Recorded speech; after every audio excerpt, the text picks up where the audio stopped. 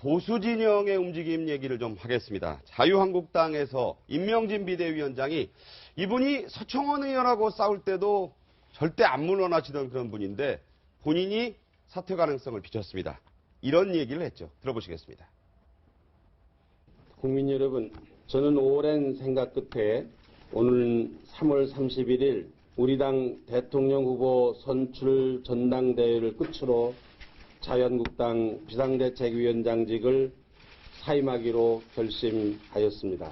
비상대책위원장이라는 저의 소임이 이제 끝났다고 판단되었기 때문입니다. 네, 자유한국당이 3월 31일에 최종 대선 후보를 선출을 하면 사퇴를 하겠다 이렇게 얘기를 했는데요. 자, 라디오에 나와서는 이런 얘기도 했습니다. 한번 들어보시죠.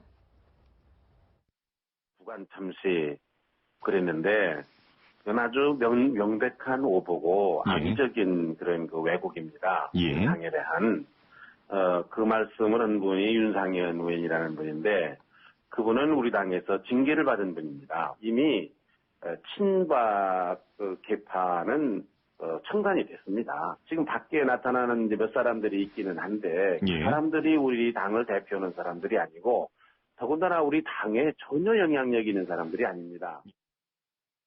네, 지금 이제 당을 떠나겠다 이렇게 얘기를 하면서 친박계, 당에 전혀 영향력 있는 사람들이 아니다라고 일침을 가했어요. 그래 어느 당이나 마찬가지입니다만은 당의 대통령 후보가 선출이 되면요, 당은 당 대표보다도 당 대통령 후보가 우선입니다. 그렇죠. 모든 정당의 당원 단계 그렇게 정해져 있고 3월 31일 날 보면 자유한국당 올해 이틀 남았어요. 이틀 남았어요. 예.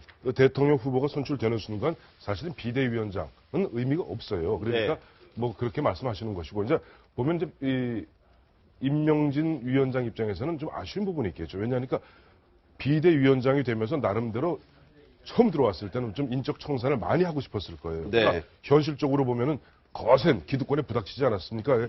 서청원, 윤상현, 최경환 의원들 갖다가 야말로 당원권 정지 3년 등으로 어떻게 보면 좀 유야무야됐던 측면이 있어요. 그러다 보니까 본인이 떠나면서 그러한 부분에서 다시 한번 주의를 환기하면서 결국 이와 같이 좀 더 인적 청산되는 모습. 그리고 아까 보면 윤상현 의원 등등 이런저런 얘기했던 뭐 부관 참시다 이런 표현도 사약이다 뭐 사약이다 이런 것도 그분들이 보면 당원권 정지된 사람들이 우리 당을 대표할 수 있는 입장에 서 있지 않는 것 아니냐라고 하면서 일정 뭐 선을 그으면서 3월 31일 날 뽑힐 대통령 후보 중심으로 뭐 조금 뭐랄까 공간을 마련해 준다고 그러죠. 공간을 마련해 주기 위해서 본인도 물러나면서 조금 주변을 갖다 정리하는 듯한 말씀을 하신 것 같습니다. 자, 대선 후보가 선출되면은 비대위원장이나 당의 얼굴을 이 대선 후보가 하는 게 대선 국면의 정당의 모습인데요. 비박계로 알려진 홍준표 경남지사가 김진태 의원을 상당히 앞서가면서 지금 선두를 달리고 있기 때문에 모레 물론 치러봐야 되겠습니다만 홍 지사가 후보로 선출될 가능성은 상당히 크다고 하는 얘기가 나오는데 이심전심인지 홍 지사도 임명진 위원장과 비슷한 얘기를 했습니다. 한번 들어볼까요? 자, 어떤 내용이냐면요. 네, 바른정당, 바로 연대의 목마른 홍준표란 제목으로 저희가 제목을 붙여봤는데요. 바른정당의 핵심 의원이 이렇게 얘기를 했습니다. 홍 지사 측에서 상징적인 인물들을 당에서 내보내겠다는 이야기를 한 것으로 안다. 이런 얘기를 했어요. 홍 지사는 이제 이 자리에서 또 얘기하긴 그렇습니다. 양박, 뭐 사실 좋은 말 아니에요.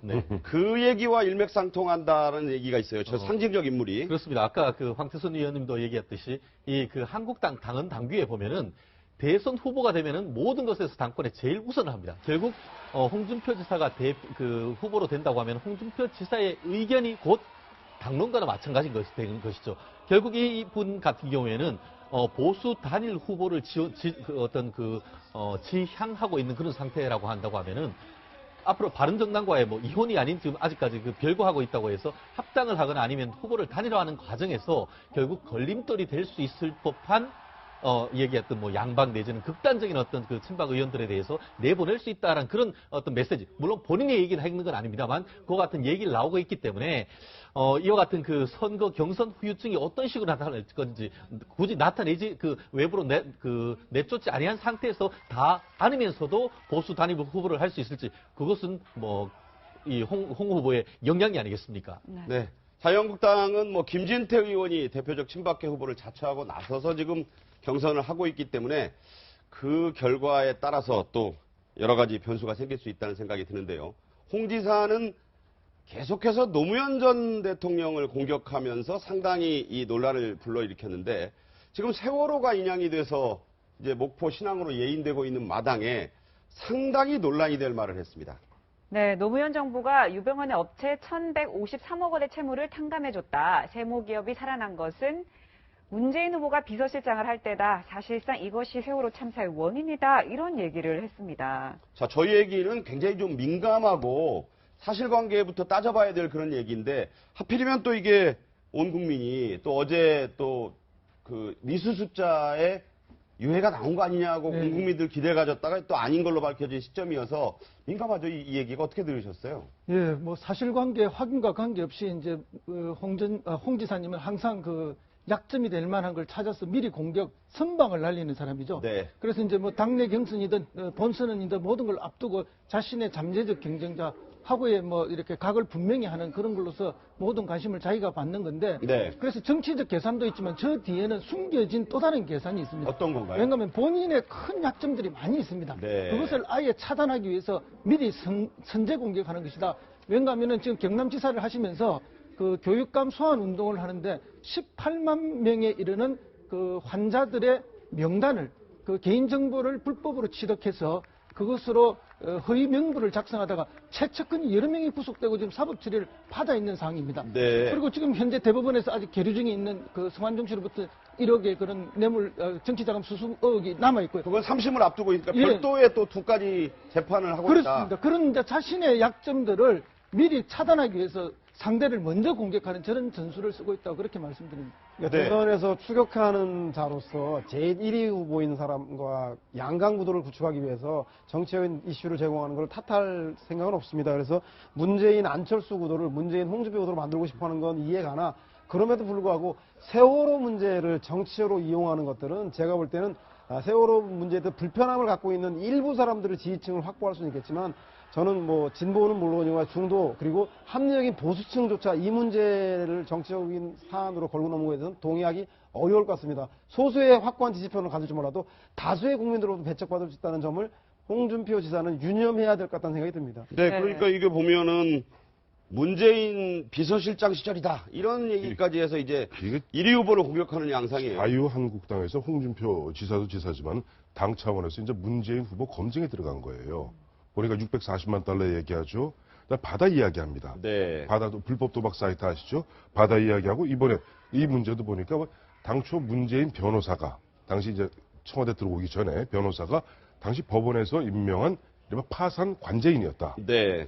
그런데 그로부터 나중에 세월이 좀 흘러서 참여정부 말기에 마침 문재인 대표가 그 당시 비서실장 할 때 한 1,153억 정도를 갖다가 탕감받은 것 아니냐라고 하면서 의혹을 제기하고 있고 또 보면 심재철 국회 부의장 같은 경우는 그 아들의 그 이제 문재인 후보의 아들이죠. 아들의 어떻게 보면 특혜 채용 의혹 네, 이 문제를 계속 좀 부추기고 뭐랄까 짚히고 있어요. 그러면서 어떻게 보면 전형적인 이제 자유한국당에서 보면 내부가 정리되면서 본격적으로 문재인 후보에 대한 검증에 들어갔다. 그 신호탄을 갖다가 지금 보면 홍준표 지사가 쏘고 있다. 그렇게 봐야 될 겁니다. 네, 지금 신호탄을 홍준표 지사가 쏘고 있다 이렇게 얘기를 하고 있지만 어쨌든 홍 지사 연일 노무현 정부를 계속 공격하고 있거든요. 그렇습니다. 그 노무현 정부를 공격하는 것이 그 보수 일부를 결집하는 데 가장 도움이 될 것이라는 걸 잘 알고 있는 거죠. 그리고 어쨌든 지금 현재 야권의 대표 주자가 문재인이지 않습니까? 네네. 문재인은 노무현과 뗄래야 뗄 수 없는 사이이기 때문에 노무현을 공격함으로써 문재인을 공격하는 이중의 효과를 노리고 있는 거죠. 그래서 뭐 굉장히 공격수로서의 뭐 최적의 포지셔닝을 했다. 이건 뭐 확실합니다. 네. 그러는 이제 저 말에 이제 진실성 여부와 검증은 따로 있는 거죠. 상당수가 진실하지 않은 게 있지만 유권자의 입장에서는 그게 진실되든 진실되지 않았든 반복적인 공격을 하면은 그것을 진실로 자연스럽게 인식하는 그런 효과가 있습니다. 그런 것을 굉장히 노리고 있고 선거에서는 뭐 아주 뛰어난 전략가라고 그렇게 보여집니다. 네. 자, 41일 남은 대선 그리고 오늘 치러질 민주당의 충청 경선 정말 하루하루가 이제 그 매 승부가 다 살얼음 승부가 아닌가 하는 생각이 드는데요. 전문가 네 분과의 말씀은 여기까지 아쉽지만 듣도록 하겠습니다. 고맙습니다.